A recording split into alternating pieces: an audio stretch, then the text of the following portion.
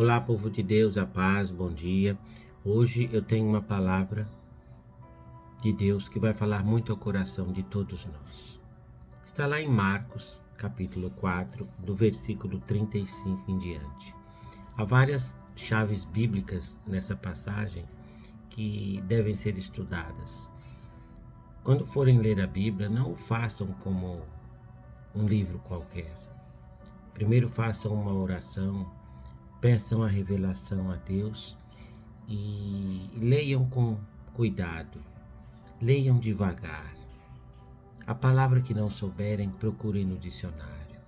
Mudem a tradução da Bíblia. Há várias traduções mais antigas, traduções mais atuais, com linguagens mais atuais. Então, tem muito jeito de você ler a Bíblia e compreender. Primeiro é pedindo a direção do Espírito Santo, a revelação. E mais precisamente aqui no estudo de hoje, em Marcos capítulo 4, no versículo 35 em diante, essas chaves bíblicas vão desbloquear muitas bênçãos para cada um. Vejamos.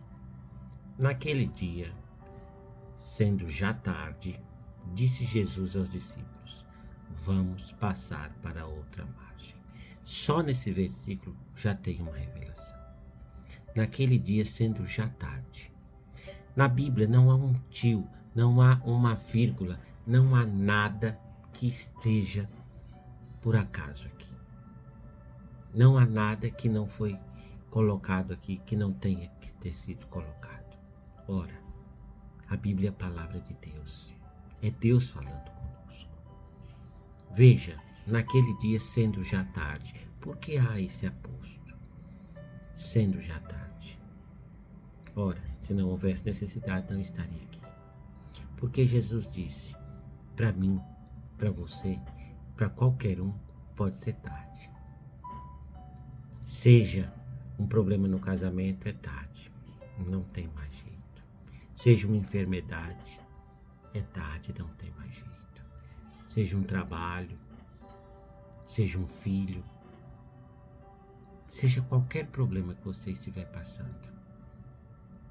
Para você é tarde. Para a medicina, para o profissional que lhe atendeu, para outrem é tarde. Mas para Jesus não é. Ele disse, naquele dia, sendo já tarde, Jesus disse aos discípulos, vamos para outra margem. Ou seja, vamos caminhar com Cristo, independente das circunstâncias. Veja o resultado. E eles, despedindo a multidão, o levaram assim como estava no barco, e outros barcos seguiam.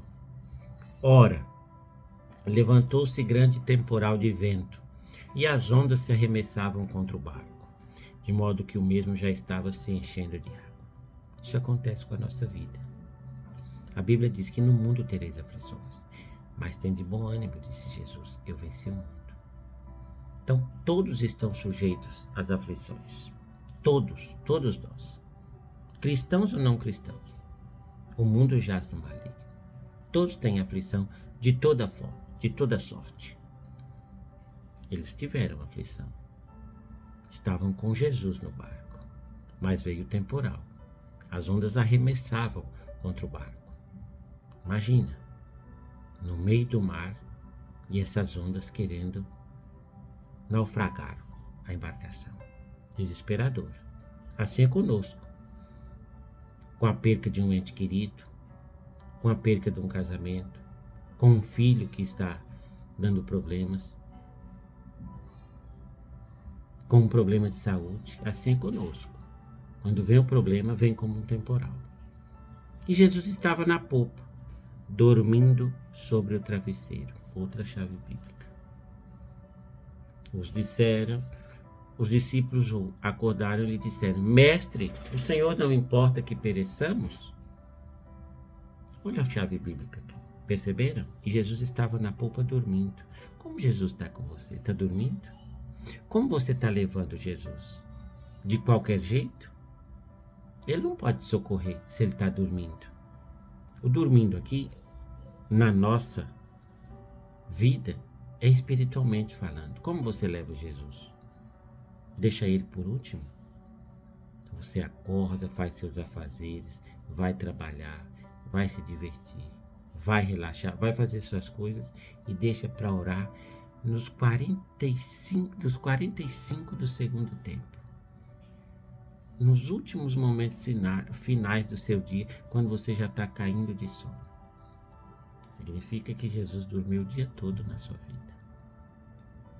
Você não colocou ele em primeiro lugar. Ele não tem sido a sua prioridade. Mas quando vem a aflição, aí sim, aí você quer ele prioritariamente ali pronto para te ajudar. Gente, não deixa Jesus dormindo não. Não deixa Jesus dormindo não. Tenha Jesus vivo dentro de seus corações. Estejam sempre constantemente em oração. Veja bem, quando a Bíblia diz orai sem cessar, não é para que ninguém fique um louco. Vai trabalhar, tá para conversar com a pessoa. Não, é estar em espírito de oração. É estar no trabalho, concentrado no seu trabalho, mas lembrando de Jesus. Quando vocês forem orar, se não deu para orar de manhã, preferencialmente antes de sair, se estiverem na condução, orem a Deus. Se estiverem dirigindo sozinhos, orem a Deus. Se estiverem num carro de aplicativo, orem a Deus.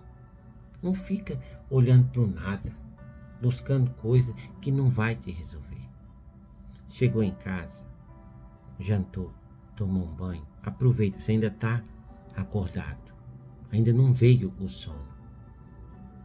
Jantou, tomou banho, está acordado, se retira, faz ali 5 minutinhos de oração.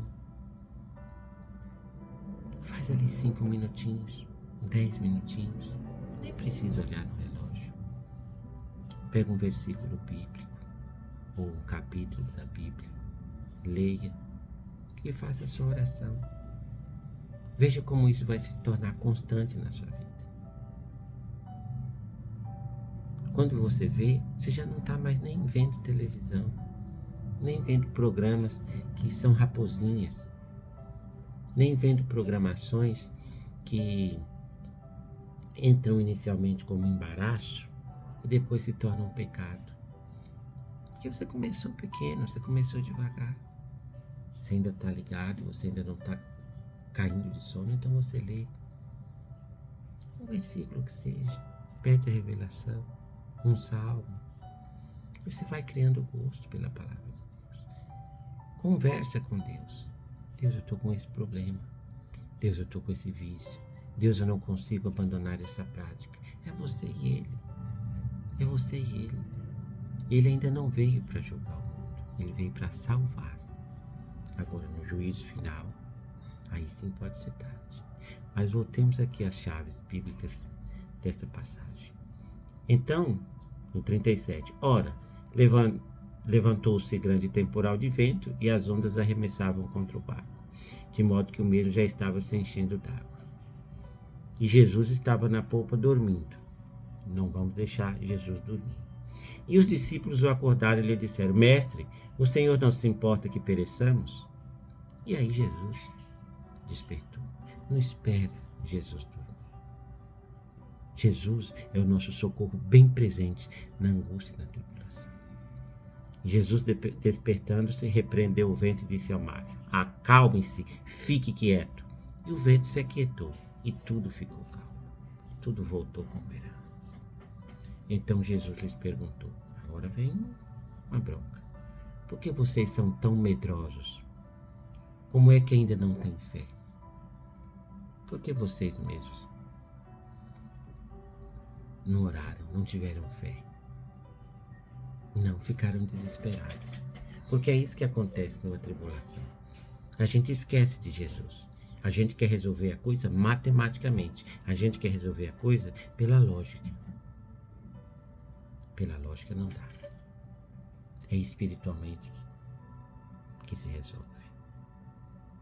Veja, vamos voltar lá no 35. Naquele dia, sendo já tarde, disse-lhe: Jesus aos discípulos: vamos para outra margem. Não se desesperem.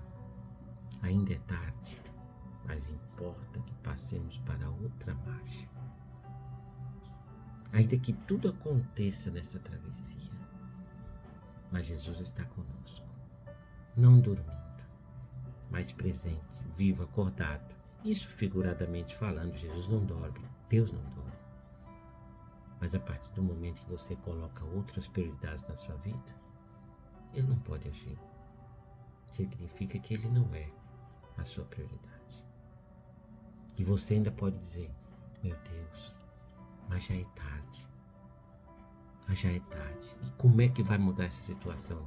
Como é que minha esposa vai voltar? Como é que meu filho vai deixar o vício, vai deixar essa prática? Como é que eu vou deixar esse vício? Como é que essa doença vai sarar? Está aqui. Isaías 44, do versículo 24 em diante.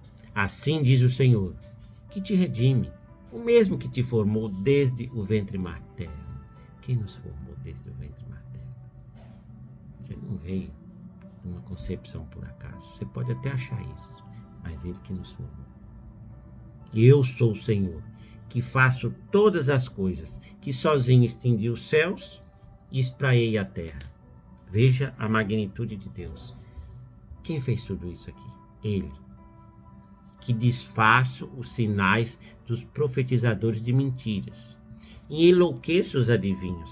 Ainda que alguém, um falso profeta, ou alguém tenha te dado uma revelação desastrosa, é Ele que desfaz os sinais dos falsos profetas e as mentiras dos adivinhos. Cuidado com quem você está se consultando. E agora, para você que tem um diagnóstico médico contrário, que tem uma situação desesperadora, que faço tornar atrás os sábios, cujo saber converte em loucura. O médico olhou aqui: não, mas estava constando isso, mas no outro exame não está? Eu não entendi. Quantos milagres a gente vê na igreja? De pessoas que iam fazer uma cirurgia, não fizeram. Que iam amputar um membro, não amputaram. Que iam ficar cegos. Olha, são inúmeros milagres. Porque eles vêm da fé. E ele continua: que confirma a palavra do meu servo. Agora já no versículo 26. E cumpre o conselho dos meus mensageiros. Vamos ficar aqui nessa parte A. Que confirma a palavra do meu servo. Ele ouve sua oração. Está desesperado? Já o homem diz que não tem mais jeito? Não se desespere, porque ele faz voltar atrás o sábio. E converte em loucura o seu saber. Então, ainda que o homem tenha dito um monte de coisa contrária, a última palavra para mim é de Deus.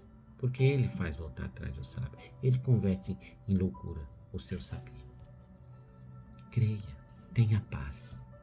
Mas você diz: não, Diógenes, você está louco. Não vai dar essa situação. Não tem jeito.